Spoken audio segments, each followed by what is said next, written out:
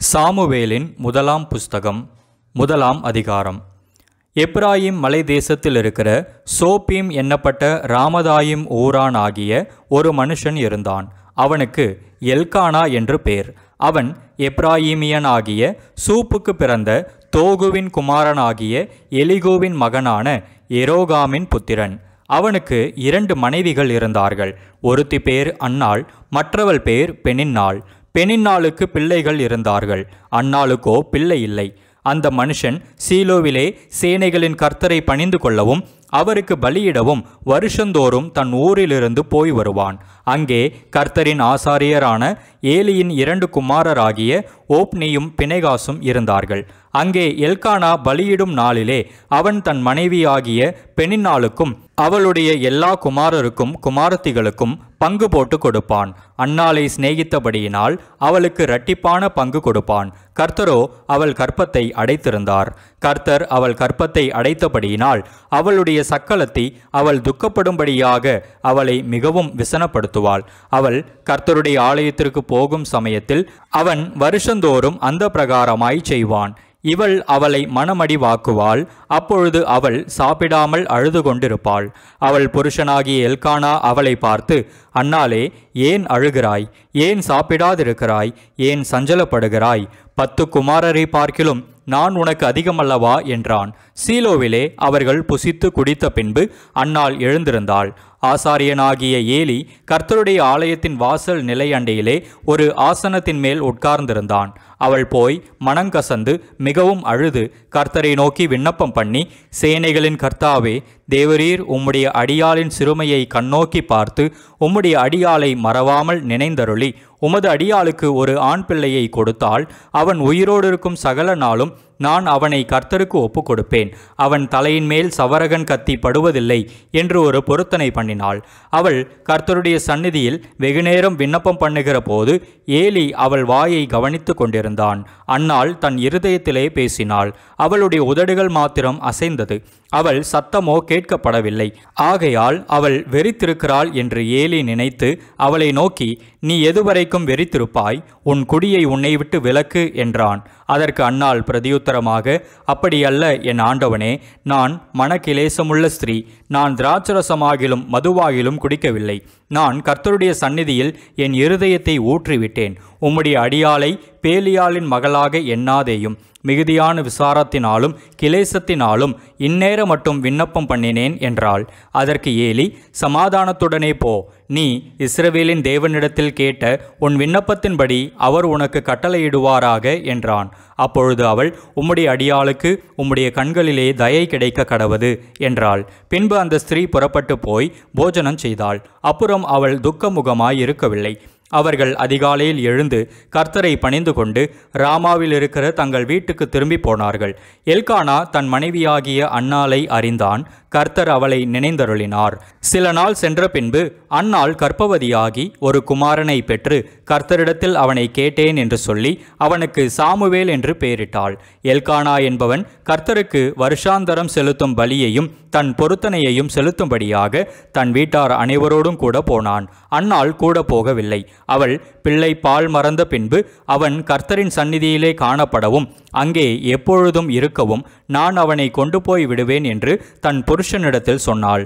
அப்பொழுது அவள் புருஷனாகிய எல்கானா அவளை நோக்கி, நீ உன் இஷ்டப்படி செய்து அவனை பால் மறக்க பண்ணு மட்டும் இரு. கர்த்தர் தம்முடைய வார்த்தையை மாத்திரம் நிறைவேற்றுவாராக என்றான். அப்படியே அந்த ஸ்திரீ தன் பிள்ளையை பால் மறக்க பண்ணு மட்டும் அதற்கு முளை கொடுத்தாள். அவள் அவனை பால் மறக்க பண்ணின பின்பு 3 காளைகளையும் 1 மரக்கால் மாவையும் 1 துருத்தி திராட்சரசத்தையும் எடுத்துக்கொண்டு அவனையும் கூட்டிக் கொண்டு சீலோவில் இருக்கிற கர்த்தருடைய ஆலயத்துக்கு போனாள். பிள்ளை இன்னும் குழந்தையாயிருந்தது. அவர்கள் ஒரு காளையை பலியிட்டு பிள்ளையை ஏலியினிடத்தில் கொண்டு வந்து விட்டார்கள். அப்பொழுது அவள், என் ஆண்டவனே, இங்கே மண்டையிலே நின்று கர்த்தரை நோக்கி விண்ணப்பம் பண்ணின ஸ்திரீ நான்தான் என்று என் ஆண்டவனாகிய உம்முடைய ஜீவனை கொண்டு சொல்லுகிறேன். இந்த பிள்ளைக்காக விண்ணப்பம் பண்ணினேன். நான் கர்த்தரிடத்தில் கேட்ட என் விண்ணப்பத்தின்படி எனக்கு கட்டளையிட்டார். ஆகையால் அவன் கர்த்தருக்கென்று கேட்கப்பட்டபடியினால் அவன் உயிரோடு இருக்கும் சகல நாளும் அவனை கர்த்தருக்கே ஒப்பு கொடுக்கிறேன் என்றாள். அவன் அங்கே கர்த்தரை பணிந்து கொண்டான். சாமுவேலின் முதலாம் புஸ்தகம் 2ஆம் அதிகாரம். அப்பொழுது அன்னாள் ஜெபம் பண்ணி, என் இருதயம் கர்த்தருக்குள் களி கூறுகிறது, என் கொம்பு கர்த்தருக்குள் உயர்ந்திருக்கிறது, என் பகைஞரின் மேல் என் வாய் திறந்திருக்கிறது, உம்முடைய இரட்சிப்பினாலே சந்தோஷப்படுகிறேன். கர்த்தரை போல பரிசுத்தமுள்ளவர் இல்லை, உம்மையல்லாமல் வேறொருவரும் இல்லை, எங்கள் தேவனைப் போல ஒரு கன்மலையும் இல்லை. இனி மேட்டுமையான பேச்சை பேசாதிருங்கள், அகந்தையான பேச்சு உங்கள் வாயிலிருந்து புறப்பட வேண்டாம். கர்த்தர் ஞானமுள்ள தேவன், அவர் செய்கைகள் யதார்த்தமல்லவோ? பலவான்களின் வில் முறிந்தது, தள்ளாடினவர்களோ பலத்தினால் இடைக்கட்டப்பட்டார்கள். திருப்தியாயிருந்தவர்கள் அப்பத்துக்காக கூலி வேலை செய்கிறார்கள், பசியாயிருந்தவர்களோ இனி பசியாயிரார்கள். மலடியாயிருந்தவள் 7 பெற்றாள், அநேகம் பிள்ளைகளை பெற்றவளோ பலட்சயப்பட்டாள். கர்த்தர் கொல்லுகிறவரும் உயிர்ப்பிக்கிறவருமாயிருக்கிறார், அவரே பாதாளத்தில் இறங்கவும் அதிலிருந்து ஏறவும் பண்ணுகிறவர். கர்த்தர் தரித்திரம் அடைய செய்கிறவரும் ஐஸ்வர்யம் அடைய பண்ணுகிறவருமாயிருக்கிறார், அவர் தாழ்த்துகிறவரும் உயர்த்துகிறவரும் ஆனவர். அவர் சிறியவனை புழுதியிலிருந்து எடுத்து எளியவனை குப்பையிலிருந்து உயர்த்துகிறார். அவர்களை பிரபுக்களோடே உட்காரவும் மகிமையுள்ள சிங்காசனத்தை சுதந்தரிக்கவும் பண்ணுகிறார். பூமியின் அஸ்திபாரங்கள் கர்த்தருடையவைகள், அவரே அவைகளின் மேல் பூச்சக்கரத்தை வைத்தார். அவர் தமது பரிசுத்தவான்களின் பாதங்களை காப்பார். துன்மார்க்கர் இருளிலே மௌனமாவார்கள், பெலத்தினால் ஒருவனும் மேற்கொள்வதில்லை. கர்த்தரோடே வழக்காடுகிறவர்கள் நொறுக்கப்படுவார்கள், வானத்திலிருந்து அவர்கள் மேல் முழங்குவார். கர்த்தர் பூமியின் கடையாந்தரங்களை நியாயந்தீர்த்து தாம் ஏற்படுத்தின ராஜாவுக்கு பலன் அளித்து தாம் அபிஷேகம் பண்ணினவரின் கொம்பை உயர பண்ணுவார் என்று துதித்தாள். பின்பு எல்கானா ராமாவில் இருக்கிற தன் வீட்டுக்கு போனான். அந்த பிள்ளையோ ஆசாரியனாகிய ஏலிக்கு முன்பாக கர்த்தருக்கு பணிவிடை செய்து கொண்டிருந்தான். ஏலியின் குமாரர் பேலியாளின் மக்களாய் இருந்தார்கள். அவர்கள் கர்த்தரை அறியவில்லை. அந்த ஆசாரியர்கள் ஜனங்களை நடப்பித்த விதம் என்னவென்றால், எவனாகிலும் ஒரு பலியை செலுத்தும் காலத்தில் இறைச்சி வேகும்போது ஆசாரியனுடைய வேலைக்காரன் 3 கூறுள்ள ஒரு ஆயுதத்தை தன் கையிலே பிடித்து வந்து அதனாலே கொப்பரையிலாவது பானையிலாவது சருவத்திலாவது சட்டியிலாவது குத்துவான். அந்த ஆயுதத்தில் வருகிறதை எல்லாம் ஆசாரியன் எடுத்துக்கொள்ளுவான். அப்படி அங்கே சீலோவிலே வருகிற இஸ்ரவேலருக்கெல்லாம் செய்தார்கள். கொழுப்பை தகனிக்கிறதற்கு முன்னும் ஆசாரியனுடைய வேலைக்காரன் வந்து பலியிடுகிற மனுஷனை நோக்கி, ஆசாரியனுக்கு பொரிக்கும்படி இறைச்சி கொடு, பச்சை இறைச்சியே அல்லாமல் அவித்ததை உன் கையிலே வாங்குகிறதில்லை என்பான். அதற்கு அந்த மனுஷன், இன்று செய்ய வேண்டியபடி முதலாவது கொழுப்பை தகனித்து விடட்டும், பிற்பாடு உன் மன விருப்பத்தின்படி எடுத்துக்கொள் என்று சொன்னாலும் அவன், அப்படி அல்ல, இப்பொழுதே கொடு, இல்லாவிட்டால் பலவந்தமாய் எடுத்துக்கொள்ளுவேன் என்பான். ஆதலால் அந்த வாலிபரின் பாவம் கர்த்தருடைய சந்நிதியில் மிகவும் பெரிதாயிருந்தது. மனுஷர் கர்த்தரின் காணிக்கையை வெறுப்பாய் எண்ணினார்கள். சாமுவேல் என்னும் பிள்ளையாண்டான் சணல் நூல் ஏபோத்தை தரித்தவனாய் கர்த்தருக்கு முன்பாக பணிவிடை செய்தான்.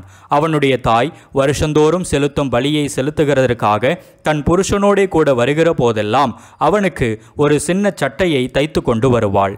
ஏலி எல்கானாவையும் அவன் மனைவியையும் ஆசீர்வதித்து, இந்த ஸ்திரீ கர்த்தருக்கென்று ஒப்பு கொடுத்ததற்கு பதிலாக கர்த்தர் உனக்கு அவளாலே சந்தானம் கட்டளையிடுவாராக என்றான்.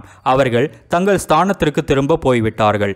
அப்படியே கர்த்தர் அன்னாளை கடாட்சித்தார். அவள் கற்பந்தரித்து 3 குமாரரையும் 2 குமாரத்திகளையும் பெற்றாள்.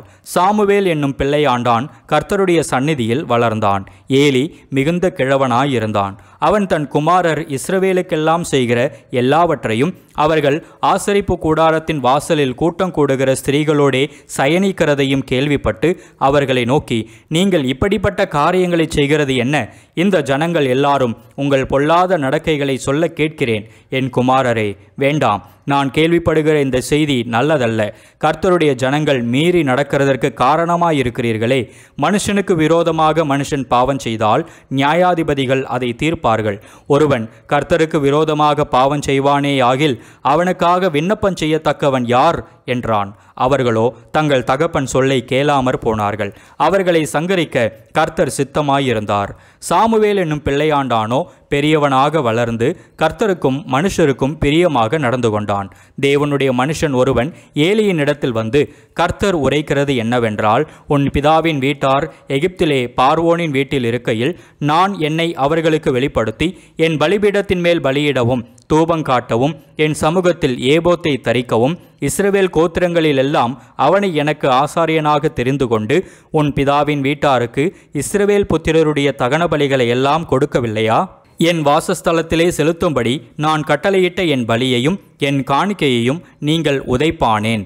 என் ஜனமாகிய இஸ்ரவேலின் காணிக்கைகளிலெல்லாம் பிரதானமானவைகளை கொண்டு உங்களை கொழுக்க பண்ணும்படிக்கு நீ என்னை பார்க்கிலும் உன் குமாரரை மதிப்பானேன் என்கிறார்.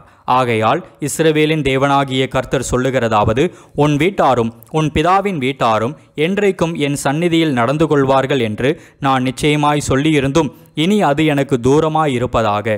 என்னை கனம் பண்ணுகிறவர்களை நான் கனம் பண்ணுவேன், என்னை அசட்டை பண்ணுகிறவர்கள் கன ஈனப்படுவார்கள் என்று கர்த்தர் சொல்லுகிறார். உன் வீட்டில் ஒரு கிழவனும் இராதபடிக்கு உன் புயத்தையும் உன் பிதாவின் வீட்டாருடைய புயத்தையும் நான் தரித்து போடும் நாட்கள் வரும்.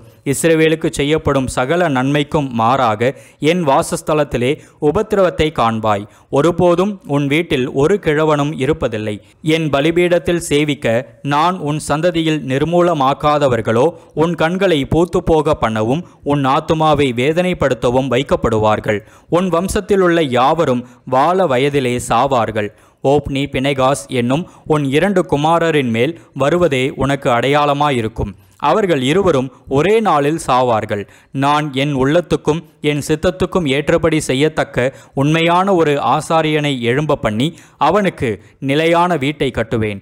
அவன் என்னால் அபிஷேகம் பண்ணப்பட்டவனுக்கு முன்பாக சகல நாளும் நடந்து கொள்ளுவான். அப்பொழுது உன் வீட்டாரில் மீதியாயிருப்பவன் எவனும் ஒரு வெள்ளி பணத்துக்காகவும் ஒரு அப்ப துணிக்கைக்காகவும் அவனிடத்தில் வந்து பணிந்து, நான் கொஞ்சம் அப்பம் சாப்பிட யாதொரு ஆசாரிய ஊழியத்தில் என்னை சேர்த்து கொள்ளும் என்று கெஞ்சுவான் என்று சொல்லுகிறார் என்றான்.